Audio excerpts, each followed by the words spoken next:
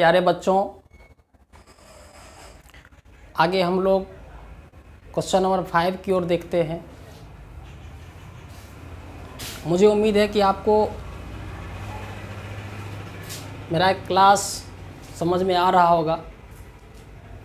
Question number 5 में लिखा हुआ है कि सेक थीटा बराबर 13/12।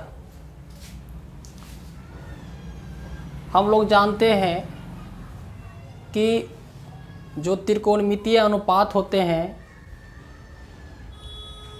लंब, कर्ण और आधार को जब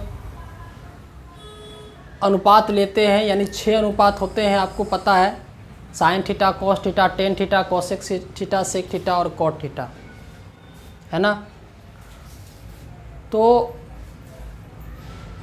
आपको ये मालूम है 6 होता है, जिसमें से अगर आपको 1 का मान दे दिया हो तो आपको कितने बच गए? 5 बच गए। तो आपको इसी 5 का मान निकालना है, जिसको कहा जाता है अन्य सभी त्रिकोणमितीय अनुपात। मतलब जो 6 में 1 हो गया तो बाकी जो 5 बच गया, आपको उसका अनुपात निकालने के लिए कहता है। ठीक है, तो यहाँ पे सेक थीटा बराबर 13/12 है। तो बताइए बच्चों, इस हिसाब को बनाने के लिए सबसे पहले हम क्या करते हैं? त्रिकोणमिति बनाने के लिए सबसे पहला काम है मेरा कि इसका हम एक समकोण त्रिभुज बनाया जाए। तो चलिए हम लोग एक समकोण त्रिभुज बनाते हैं। देखो बच्चों, हम एक समकोण त्रिभुज बना लिए। एक समकोण त्रिभुज हो गया, और इस समकोण त्रिभुज में आपको सेक के साथ जो एंगल दिया वो थीटा दिया हुआ है। और आप ये इस टाइप के क्वेश्चन अगर थीटा दे दे तो थोड़ा इजी हो जाता है क्वेश्चन। क्या इजी हो जाता है कि आपको जब भी एंगल थीटा दे दे तो आप लोग यहाँ पर थीटा लिख दें। यहाँ थीटा लिखें तो आपको इसका सीधा सीधा ये आपका हो जाएगा लंब, आपका बेस, या आपका ये हाइट। और आप तब ए बी सी आप कहीं भी आप मान सकते हैं, क्योंकि इस पूरे त्रिभुज में, इस क्वेश्चन में त्रिभुज का नाम के विषय में जिक्र कहीं नहीं किया है बच्चों। ठीक है, तो यहाँ पे हम लोग ए बी सी मान बैठा दिए, यहाँ थीटा रख दिए। तो इस एंगल के विषय में ये आपका लंब हो गया, आपका ये आधार हो गया, और आपका ये कर्ण हो गया। ठीक है, तो हमको भी निकालना है सबसे पहले साइन थीटा, कॉस थीटा। तो बच्चों आप जानते हैं कि अगर हम लोग इसमें निकालते हैं साइन थीटा, तो क्या करते हैं? जब भी हम लोग साइन थीटा निकालते हैं तो साइन थीटा बराबर क्या होता है? P/H, मतलब लंब बटे कर्ण। कुछ समझ में आ रहा है? लंब तो आपको दिया हुआ है, लेकिन कर्ण तो नहीं दिया है। तो मेरा पहला काम क्या है? कर्ण को निकालना। यही होता है ना। तो हम लोग सबसे पहले कर्ण को निकालते हैं। हम लोग यहाँ कर्ण निकालने के लिए हम लोग देख लेते हैं कि सबसे पहले दिया हुआ क्या है। तो यहाँ देखें बच्चों कि सेक थीटा बराबर दिया हुआ है 13/12। अच्छा ये बताइए बच्चों कि सेक थीटा बराबर 13/12 दिया हुआ है, और यहाँ सेक थीटा का सूत्र क्या लिखा हुआ है? H/B ना। तो यहाँ H/B लिख देते हैं। तो H/B लिख देते। H का मान क्या हो गया? 13 हो गया।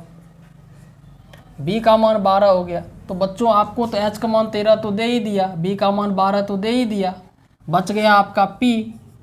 तो P तो निकालना पड़ेगा, कि वो साइन थीटा कॉस थीटा लगाओगे तो आपको लंब बराबर तो निकालना पड़ेगा।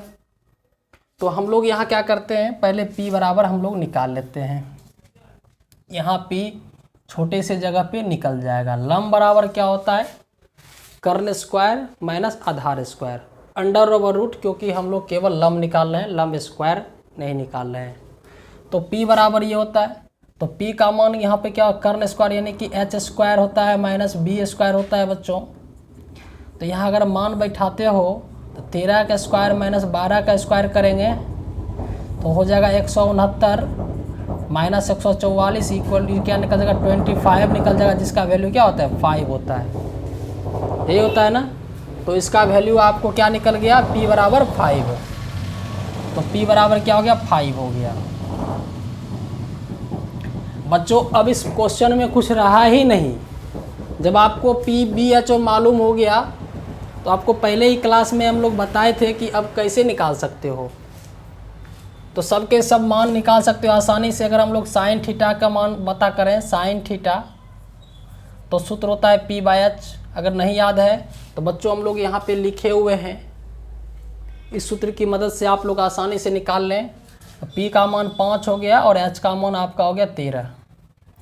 cos थीटा बराबर अगर आपको निकालने कहे b/h होता है बच्चों, तो आपको b कितना हो गया 12 हो गया और h का मान 13 हो गया।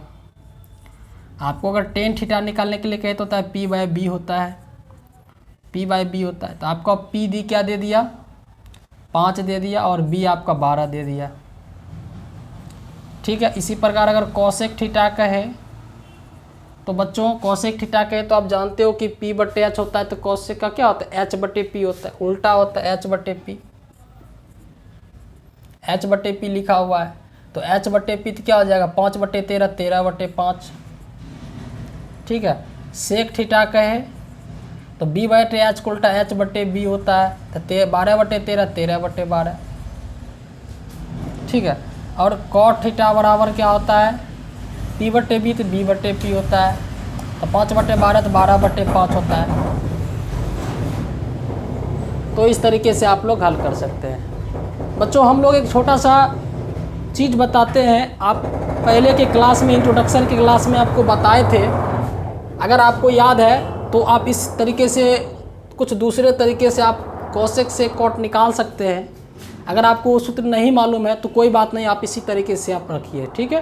क्योंकि हम लोग फिर जब सेकेंड क्लास चलेंगे तो फिर इसके बारे में एक बार हम लोग और रिवीजन करेंगे। ठीक है। वो क्या चीज़ है आपको एक चीज़ बताए हुए हैं कि cosec थीटा पर आपको पता होगा, आपको ये लिखाए थे साइन थीटा को cosec थीटा से गुना करते हैं तो उसका मल्टीपुल 1 होता है, आपको पता है बच्चों। तो इस हिसाब से अगर cosec थीटा निकाला जाए तो 1/sin थीटा होता है। तो अगर cosec थीटा यहाँ h/p निकलती, यहाँ ऐसे ही निकाल सकते हो कि cosec थीटा बराबर 1/, अगर साइन थीटा का मान 5/13 निकाल लिए हो तो पलटोगे 13/5 हो जाएगा, 13/5 यहाँ से निकाल सकते हो cosec। उसी प्रकार सेक थीटा 1/cos, तो 1/12/13 करोगे 13/12 हो जाएगा। 10 cot करोगे तो 1/10 करोगे तो 1/5/12 करोगे तो 12/5 आ जाएगा। समझ में आ रहा है हम क्या कहना चाह रहे हैं। तो इसी तरीके से आप लोग क्वेश्चन नंबर 5 को हल कर सकते हो। मुझे उम्मीद है आपको ये क्वेश्चन अच्छी तरह से समझ में आ गया होगा। ठीक है, चलिए।